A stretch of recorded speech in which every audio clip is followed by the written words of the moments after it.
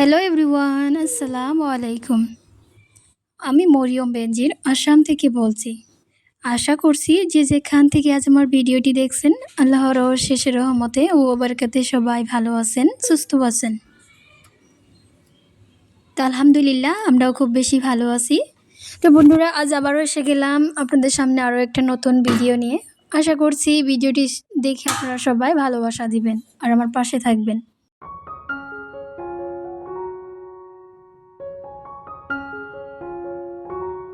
তো বন্ধুরা, আজ আমি ভিডিওটা কিন্তু দুপুর থেকে আরম্ভ করেছি। অ্যাকচুয়ালি আপনাদের সাথে আমি দুপুরের রান্নাবান্নাগুলো শেয়ার করব। তো বন্ধুরা, আজ না আমি আপনাদের সাথে কিছু টিপসের বিষয়ে আলোচনা করব। অ্যাকচুয়ালি যে টিপসগুলো ফলো করে আমি নিজের কাজগুলো করি, অনেক দিন হলো আমি কোনো টিপস আপনাদেরকে দিচ্ছি না ভিডিওর সুযোগে বা ভিডিওর সহায়ে।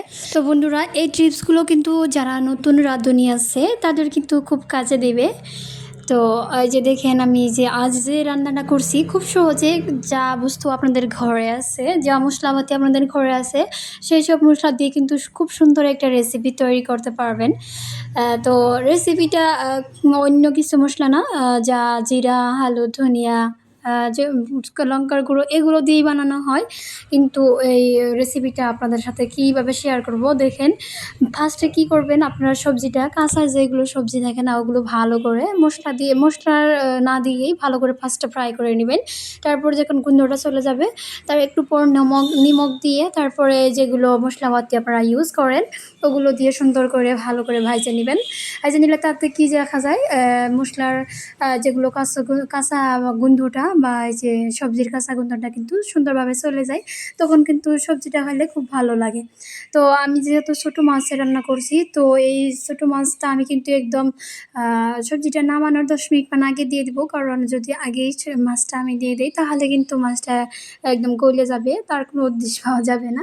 তো বন্ধুরা, রান্নাবান্না শেষ করার পর এই যে দেখেন, আপনার দাদাভাইয়ের সাথে দুজনে মিলে খাবার বইছি।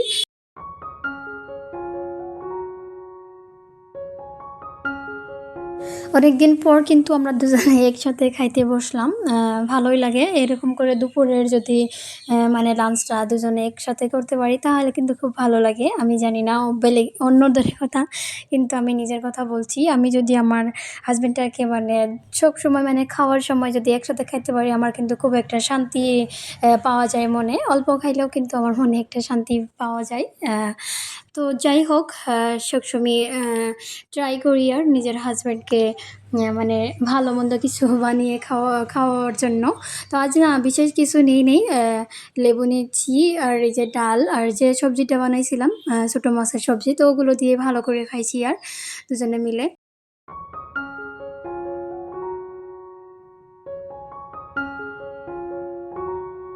আর বন্ধুরা, এটা হলো ইভিনিং টাইমের ভিডিও। এই যে দেখেন, আমরাও কিন্তু চা খেয়ে নিলাম। আমি আর আপনাদের দাদাভাই। তো রায়ানকে কি খাওয়াবো? তো তার জন্যে একটু সুজি বানাচ্ছি। এই যে এখানে দেখতে পারছেন, ভালো করে সুজি বানাচ্ছি। তো রায়ানকে আমি ইভিনিং টাইমে একদম হালকা নাস্তা দেই। এই যে দেখতে পারছেন, একদম পাতলা করে সুজি বানিয়ে দিছি। ওটা খাওয়ার পর যেহেতু আমি রাত্রে ওকে ট্রাই করি আমাদের সাথে একটু ভাত খাওয়ানোর জন্য। যেহেতু ও এখন অবধি ভাত খাওয়া স্টার্টই করে নাই, তো ওকে আমি লাহে লাহে দিচ্ছি আর যাতে ওর মেইন ফুডটা ভাত হয়ে যায়। ছোটো বাচ্চারা যদি 2 বছরের মধ্যে ভাত ধরে তাহলে কিন্তু খুবই ভালো লাগে। তারপর এই যে দেখেন, দুধওয়ালা আসলো, দুধওয়ালার কাছ থেকে আমরা দুধটা নিয়ে নিলাম। তো বন্ধুরা, আজ না আমি আপনাদের সাথে আরও একটা সুন্দর টিপস শেয়ার করব। দেখেন বন্ধুরা, যদি আমরা সকালের কাজটা সহজ করার জন্য সকালের যেগুলো কাজ থাকে ওগুলো যদি আমি রাত্রেই করে নিই তাহলে কিন্তু খুবই একটা মজাদার টিপ ভালো হয়ে যায়, তাই না? যদি আমরা পরের দিনের সকালের কাজটা আমরা আগের দিন রাত্রেই করে রাখি তাহলে কিন্তু পরের দিন সকালটা আমাদের জন্য খুবই একটা আরামে কাটবে। তো দেখেন, আমি এখানে দুধটা নিয়ে নিচ্ছি। এখন আমি দুধটা দিয়ে দিব আ জাল হইতে, গরম করতে দুধটা দিয়ে যেগুলো বাসন থাকে না, ২-১ টা বাসন, ওই বাসনগুলো আমি সুন্দর করে ধুয়ে নিব। কারণ আমি যখন চা বানাইছিলাম, চা খাওয়ার পর কিন্তু অনেকটাই বাসন বাইর হইছিল। তো আমি যেহেতু আজ পাতলা পিঠা বানাইছিলাম, ওই পিঠা আজ যদি আমি বানাই তাহলে আমার অনেকটাই চামচ, বাসন নোংরা হয়। তো ওগুলো আমি একবারে ধুবো বলে রেখে দিয়েছি বেসিনে। তো দুধটা গরম হইতে দিব এখন। দুধটা গরম হইতে দিয়ে আমি এই কাজগুলো এখন করে নিব।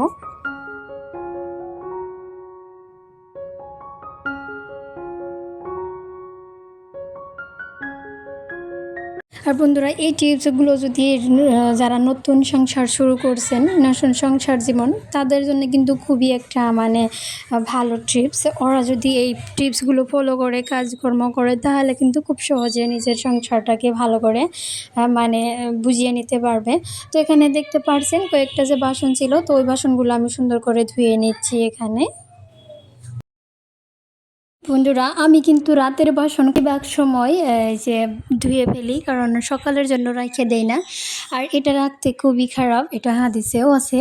যদি আমরা আমাদের যেগুলো বাসি বাসনপত্র মানে থালি কড়া আর কি, থালি বাসন ওগুলো যদি আমরা রাইখে দেই তাহলে কিন্তু যেগুলো মানে অদৃশ্য মানে শক্তি আছে, ওই শক্তিগুলোই যদি মানে অদৃশ্য শক্তিগুলোই যদি আমাদের থালা বাসনগুলো চাটাচাটি করে তাহলে কিন্তু ওগুলো আমরা ইউজ করলে আমাদের বেমার আজার হওয়ার অনেকটাই চান্সেস থাকে।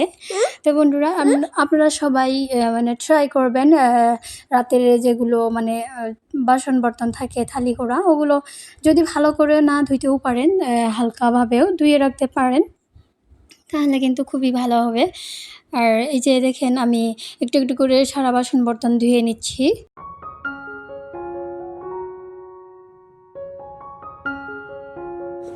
তো বন্ধুরা আমার কাজটা মানে একটু তাড়াতাড়ি হওয়ার জন্য করার জন্য আর কি, তো আমি কি করছি এটা এখানে ডাবল ট্রিপস ইউজ করছি।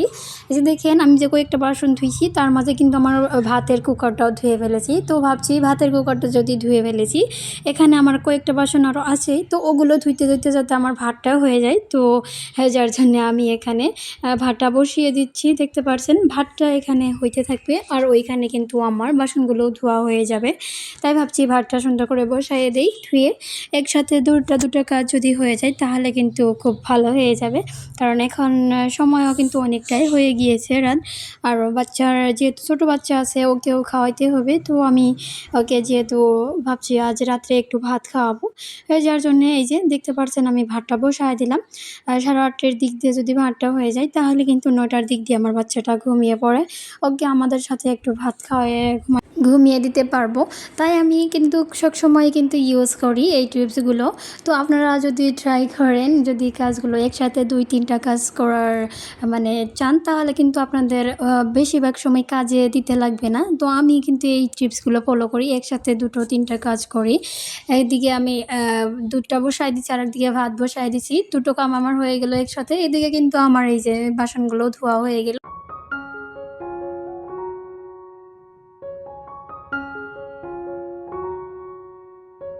এই যে দেখেন বাসন ধোয়ার পর কিন্তু আমি এই যে ভালো করে বেসিনটাও একটু ধুয়ে নিব, কারণ সময়ের কাজগুলো যদি আমরা সময় মতো করে নেই তাহলে কিন্তু খুব ভালো হয় আর পরিষ্কার পরিচ্ছন্নতাও থাকে, প্লাস আমাদের মনটাও ফ্রেশ থাকে। তো বন্ধুরা আজ ভিডিওটা আমি এখানেই এন্ডিং করব। সবাই ভালো থাকেন, সুস্থ থাকেন, আল্লাহ হাফিজ, বাই বাই।